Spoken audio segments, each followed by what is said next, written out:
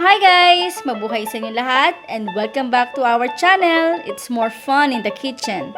My name is Mama Shirley. My name is Aliana. Ngayong araw na ito, gagawa tayo ng Crispy fried chicken. Let's get started. The ingredients we need: chicken, flour, garlic powder, salt, pepper, patis, calamansi juice. You know what? It's very easy to make. Just mix these ingredients. Mix, mix, mix.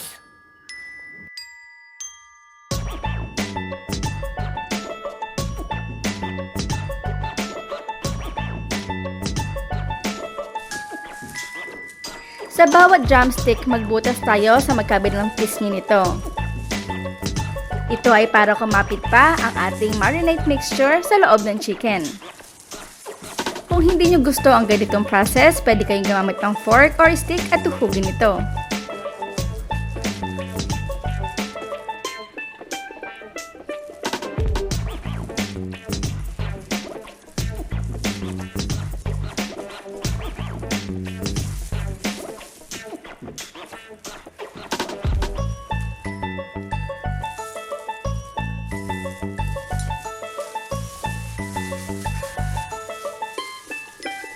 Marinate this for minimum 4 hours or overnight.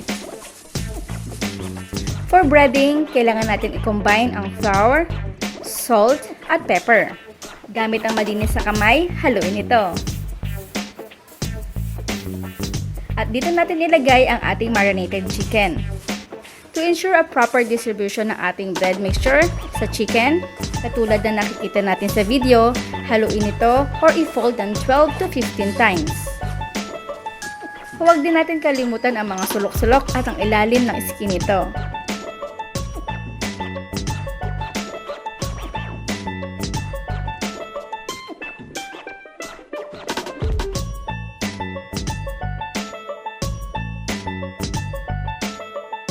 At ang ating next step, ilublob ito sa malamig na tubig for 4 seconds. 1, 2, 3,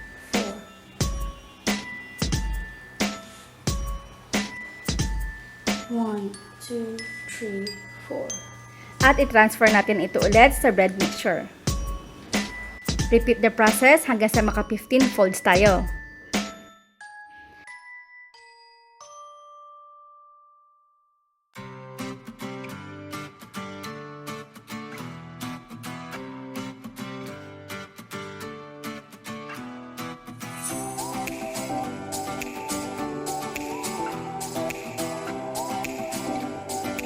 Bago tayo magpirito, make sure na na-preheat muna natin ang oil.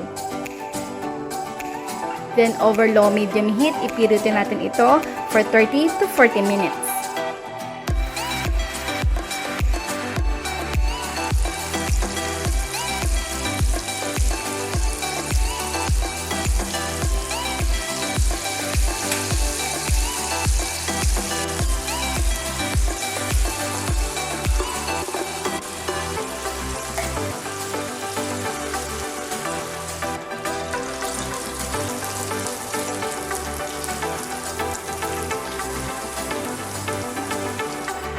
And now it's done.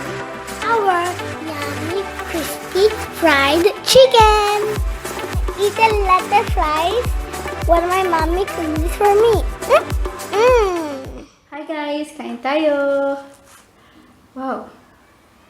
This looks so yummy and crispy. Kain po tayo.